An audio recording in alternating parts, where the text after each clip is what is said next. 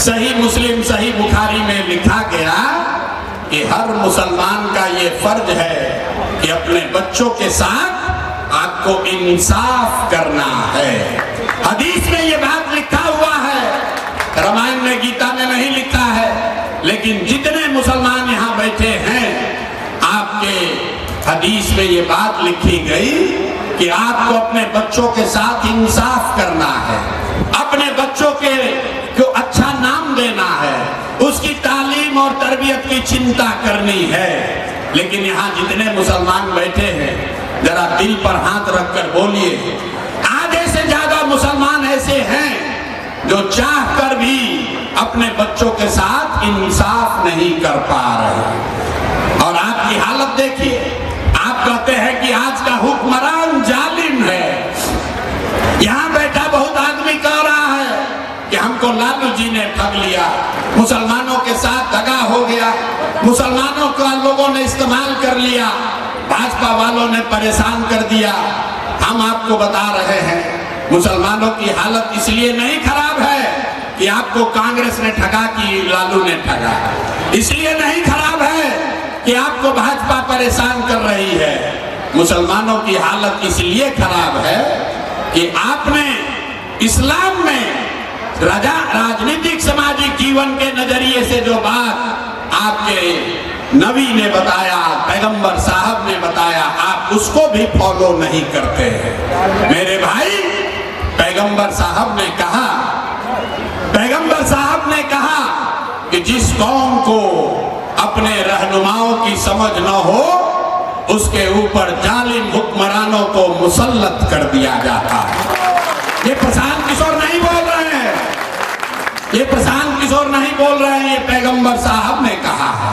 Line को ध्यान से पढ़ो। उन्होंने कहा कि जिस कौम को अपने रहनुमाओं की समझ न हो उसके ऊपर जालिम हुक्मरानों को मुसल्लत कर दिया जाता है। तो अगर आज का हुक्मरान जालिम है, अगर आज का हुक्मरान जालिम है तो बात पैगंबर साहब ने कही है गलत नहीं हो सकती है। इसका मतलब है कि कहीं ना कहीं आपसे अपने रहनुमाओं को चुनने में गलती हुई है, तभी तो इस दुर्दशा में पड़े हैं। अरे भाई, प्रशांत किशोर आपको क्या समझाएगा? आपको तो आपके नबी ने सारी बात पहले बताई है। आपको बताया गया कि हक और बातिल में हक के साथ खड़ा होना है। आपको मुसलमानों को बताया गया कि हक और बातिल में आपको हक के साथ खड़ा होना है। लेकिन आज का मुसलमान हक की चिंता नहीं है, आपको तादाद की चिंता है। जहां देखिए मुसलमान बैठ के ये बात करता है कि कौन इस बार भाजपा को हराएगा, किसकी तादाद बड़ी है, किसकी तादाद बड़ी है, किसके साथ जुड़े कि भाजपा को हराएंगे। अगर वो तादाद बातिलों का भी तादाद है तो आपको उससे जुड़ने में दिक्कत नहीं है। अरे मेरे भाई, इस्लाम के मानने वाले लोग, अगर आप हक और बातिल में, हक और तादाद में अगर आपके बनाने वालों ने, आपके दीन के नबी ने अगर तादाद की चिंता की होती तो आज तो इस्लाम शुरू ही नहीं होता। उस दिन तो हक के साथ दो ही लोग खड़े थे, तादाद आपके खिलाफ थी, लेकिन आपके नबी ने हक की बात की, इसलिए इस्लाम शुरू हुआ है। और आप इस्लाम के मानने वाले लोग आज आप तादाद को खोज रहे हैं कि जमसुराज में ज्यादा लोग हैं कि राजद में ज्यादा लोग हैं, ओवैसी में ज्यादा लोग हैं कि कांग्रेस में ज्यादा लोग हैं। अरे भाई, आपको इस्लाम ने सिखाया है, आपको ये देखना है कि हक के साथ कौन खड़ा है। हक के साथ खड़ा होइएगा, अपने आप सुधार होगा। मुसलमान लोग कहता है कि भैया हम लोग अल्लाह को छोड़कर किसी से नहीं डरते। हम मंच पर खड़े होकर कह रहे हैं मुसलमानों से ज्यादा डरा हुआ कौम आज देश में कोई नहीं है। आप इतने डर गए हैं, लोगों ने आपको इतना डरा दिया है कि भाजपा का नाम सुनते ही आप बातिलों के साथ भी खड़े होने को तैयार हैं और एक और कहते हो कि हम अल्लाह को छोड़कर किसी से नहीं डरते। भाई मेरे, आपको प्रशांत किशोर नहीं सिखा सकते हैं। आपको कुछ सीखने की जरूरत नहीं है, कुछ नहीं करिए। कम से कम इस्लाम में जो बात बताई गई है, इस्लाम में बताया गया कि बिना जद्दोजहद के जीवन में कुछ भी हासिल नहीं हो सकता है। और आप सोच रहे हैं कि कोई तेजस्वी आ जाए, कोई प्रशांत किशोर चला आए, कोई राहुल गांधी, कोई ममता बनर्जी हमको बचा दे। नहीं हो सकता है, क्योंकि बात आपके नबी ने कही है, जीवन में कुछ हासिल करना है तो जद्दोजहद करनी पड़ेगी। घर बैठ के गठबंधन करने से, घर बैठकर चर्चा करने से कुछ नहीं सुधार होगा। अब अभी आपको हम दिखाएंगे कि आपको अपने बच्चों की चिंता है कि नहीं है। जरा सब लोग अंतिम सवाल का जवाब दीजिए, एक बार हाथ उठाकर बताइए। और कुछ हो या न हो, आपको अपने बच्चों की चिंता है कि नहीं है? हाथ उठाकर बोलना है कि नहीं है कि नहीं है? पूरा का पूरा समाज झूठ बोल रहा है, सारे लोग झूठ बोल रहे हो। आपने कहा कि आपको आपके बच्चों की चिंता है। मेरे भाई, हम 2 बरस पैदल चले हैं, 5000 से ज्यादा गांव में गए।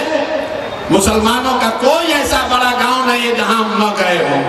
आज आपके यहाँ आए हैं, रास्ता में अगर 100 बच्चे मिले, आपके बच्चे मिले, आपके गांव समाज के 100 बच्चे मिले, आधा से ज्यादा आपके बच्चों के शरीर पर शुद्ध कपड़ा नहीं है।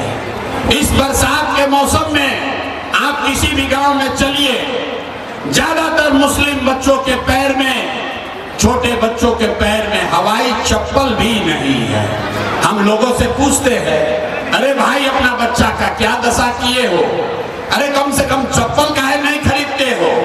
लोग बताता है भैया इतना गरीबी है, इतना परेशान है, इतना गरीबी है, कहां से कपड़ा खरीदे, कैसे खिलाएं, कैसे पढ़ाएं। तो मेरे भाई, जिन नेताओं ने आपको और आपके बच्चों का ये हाल कर दिया कि आपके बच्चों के शरीर पर कपड़ा नहीं, पैर में चप्पल नहीं, खाने के लिए बढ़िया भोजन नहीं, आपके बच्चे बीमार पड़ते हैं तो उसके लिए दवा, डॉक्टर, अस्पताल नहीं, वही नेता अभी आएगा वोट मांगने 3 महीना के बाद। तो जितने लोग आपने हाथ उठाए थे, ज्यादातर आदमी जाति के नाम पर हिंदू मुसलमान बनकर लालू के डर से भाजपा, भाजपा के डर से लालू का नारा लगाकर 500 रुपया लेकर मुर्गा भात खाकर, उन्हीं नेताओं को जो हाथ अभी उठवाए थे, इसी हाथ से बटन दबा के उसको राजा बनाइएगा। और यहाँ कहते हैं कि हमको बच्चों की बड़ी चिंता है। अरे बाप रे, अपने बच्चों के नाम पर झूठ बोल रहे हो तो भैया आप नहीं भोगोगे तो कौन भोगेगा? कौन भोगेगा? बच्चों की चिंता क्या होती है, एक बार समझना है तो लालू जी को देखिए। लालू जी को अपने बच्चों की चिंता है। लालू जी का लड़का 9वां पास नहीं किया, लेकिन लालू जी को चिंता है कि हमारा लड़का बिहार का राजा बने। हम ये बात कहते हैं तो कुछ लोग को लगता है कि हम लालू जी का शिकायत कर रहे हैं। नहीं मेरे भाई, हम तो लालू जी का तारीफ कर रहे हैं। आप उनको रहनुमा मानते हो, इसीलिए उन्हीं का एग्जाम्पल देकर आपको सिखा रहे हैं। लालू जी का लड़का 9वां पास नहीं किया, लेकिन वो चाहते हैं कि वो बिहार का राजा बने। आप अपना दशा देखिए, आपके बच्चे मैट्रिक पास कर गए, आईए बीए कर लिए, उसको चपरासी का भी नौकरी नहीं मिला, लेकिन आपको उसका कोई चिंता नहीं है।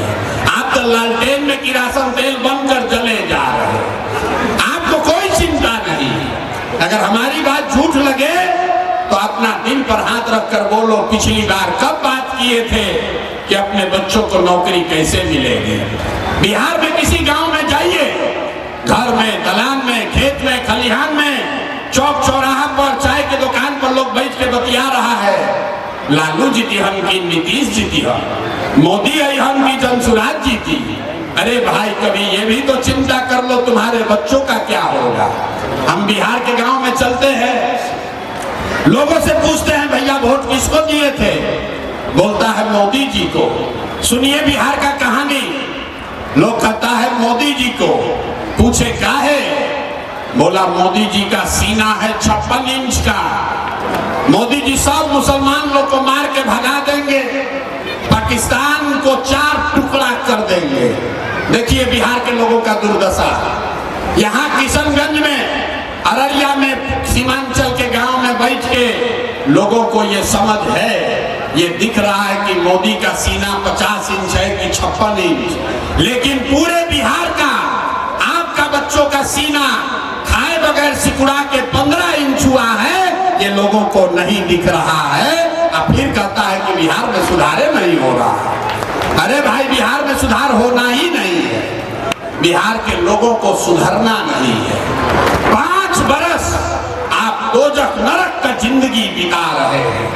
5 बरस आप किसी भी गांव में चलिए, लोग कहता है भैया नाली गली नहीं है, ए भैया पढ़ाई नहीं है, ए भैया रोजगार नहीं है, ए भैया खाने को नहीं है। जैसे ही चुनाव आएगा तो सारा अकल गुम हो जाएगा। वोट के दिन ए भैया हमारा जात का कौन खड़ा है, चलो उसी को वोट देंगे। अब मुसलमानों को एक के बात याद है, भाजपा को कौन हरा रहा है, चलिए उसी को वोट देंगे। तो कैसे सुधार होगा? लोग कह रहा है कि भैया हम लोग के पास विकल्प नहीं था, अब प्रशांत किशोर आए हैं, आप भैया आगे आगे चलिए, आप पढ़े लिखे आदमी हैं, 3 बरस से मेहनत कर रहे हैं, आप आगे आगे चलिए, हम लोग सब आपका मदद करेंगे, हम आपको हाथ जोड़ रहे हैं, हमको आपका मदद नहीं चाहिए, आप हमारा मदद क्या कीजिएगा। अरे आप तो अपने बच्चों का मदद नहीं कर सके, तो प्रशांत किशोर का मदद आप क्या कीजिएगा। आपको नहीं सुधरना है रे मेरे भाई, चाहे जितना कष्ट में आप जी लीजिए, आप सुधरने वाले नहीं हैं, और बिहार भी नहीं सुधरने वाला। चाहे एक प्रशांत किशोर आए कि 10 प्रशांत किशोर आ जाए, जब तक आप लोग नहीं सुधरिएगा तब तक कोई बिहार को नहीं सुधार सकता है। लिख लीजिए इस बात को। नेता आके जितना मंच पर भाषण देना है दे ले, जब तक यहाँ के लोग नहीं सुधरेंगे तब तक कोई बिहार को नहीं सुधार सकता है। तो अभी हमको मालूम है कि आप सुधरिएगा नहीं, इसलिए आपको एक रास्ता बताकर जा रहे हैं, रास्ता को सीख लीजिए, और फिर जिसको मन है उसको वोट दीजिए, आपका सुधार होगा। एक रास्ता अपनाइए, वोट जिसको मन है उसको दीजिए, लेकिन एक संकल्प लीजिए, जिन नेताओं ने बिहार को लूटा है, आपके बच्चों को अनपढ़ मजदूर बनाया है, जिन नेताओं ने आपके पेट पर लात मारा है, वो चाहे आपके जाति का है या धर्म का, दल का है या गांव का, उसको वोट नहीं देना है। एक बार अगर सब लोग सहमत हैं तो हाथ उठाइए। अब हो गया बहुत भाषण, अब हाथ उठाइए आगे से लेके पीछे तक, और हाथ उठाकर जोर से बोलिए, जिन नेताओं ने बिहार को लूटा है तो पैसा लेना है। क्यों लेना है आप बताइए। आपका घर से चोरी हो गया, आपके घर में चोरी हो गया, और चोर पकड़ा जाएगा, फिर आकर सामान वापस देगा तो सामान लीजिएगा कि नहीं लीजिएगा? लीजिएगा ना। तो आप अब बताइए, अभी दिख जाएगा 5 बरिस राशन कार्ड बनाने में आपसे घूस लिया है कि नहीं लिया? जोर से बताओ भाई, घूस लगा है कि नहीं लगा है? जाति प्रमाण पत्र बनाने में पैसा लगा है कि नहीं लगा है? बिजली का बिल गलत आ रहा है कि नहीं आ रहा है? अरे बोलो जोर से, बिजली का बिल गलत आ रहा है कि नहीं आ रहा है? थाना में पुलिस वाला लोग पैसा ले रहा है कि नहीं ले रहा है? पुलिस वाला लोग खड़ा है, डराइए मत, जोर से बोलिए, थाना में पैसा ले रहा है कि नहीं ले रहा है? ब्लॉक में सीओ बीडीओ लूट रहा है कि नहीं लूट रहा है? किशनगंज के गांव-गांव में शराब बिक रहा है कि नहीं बिक रहा है? महिला लोग बोलिए, शराब बिक रहा है कि नहीं बिक रहा है? 100 रुपया का शराब 300 में बिक रहा है कि नहीं बिक रहा है? अरे भाई, तो हम ही लोग का पैसा 5 बरिस लूटा है, और उसी में से ला के 1000-2000 देगा तो अपना ही पैसा है, पैसा लेना है। लेकिन पैसा लेने के बाद एक मंत्र, एक संकल्प, एक ही संकल्प लेना है। इस बार जब वोट देने जाइए एक संकल्प लीजिए, जीवन में एक बार जब वोट दीजिए तो जीवन में एक बार संकल्प लीजिए, इस बार वोट किसी नेता के लिए नहीं, किसी दल के लिए नहीं, नाली गली के लिए नहीं, 5 किलो अनाज के लिए नहीं, हिंदू मुसलमान के लिए नहीं, मंदिर मस्जिद के लिए नहीं, लालू नीतीश मोदी प्रशांत किशोर के लिए नहीं, जीवन में एक बार वोट, जीवन में एक बार वोट अपने अपने बच्चों के लिए देना है, अपने बच्चों के पढ़ाई और रोजगार के लिए देना है। ताली नहीं बजाना है, इतना बुर्बक मत बुझिए, हाथ उठाइए और सबको संकल्प लेना है। हाथ उठाइए, पीछे तक देख रहे हैं जैसे नहीं उठाओ, हाथ उठाकर बताइए अपने बच्चों के लिए वोट देना है कि नहीं देना है। जोर से बोलिए, अपने बच्चों के लिए वोट देना है कि नहीं देना है, देना है। ऐसे जुटो हाथ उठा दिए, अभी बहरवा जाइएगा तो कहिएगा ये भैया बच्चा के लिए वोट देने से क्या होगा। अभी जादू देखिए क्या होगा, अभी देखिए जादू कि बच्चों के लिए वोट देने से क्या होगा।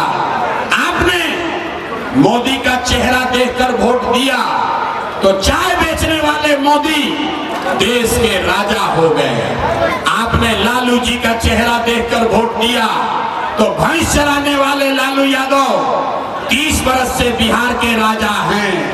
आपने नीतीश का चेहरा देखकर वोट दिया, वैद का लड़का नीतीश कुमार 20 बरस से बिहार के राजा हैं। ये आपके वोट की ताकत है।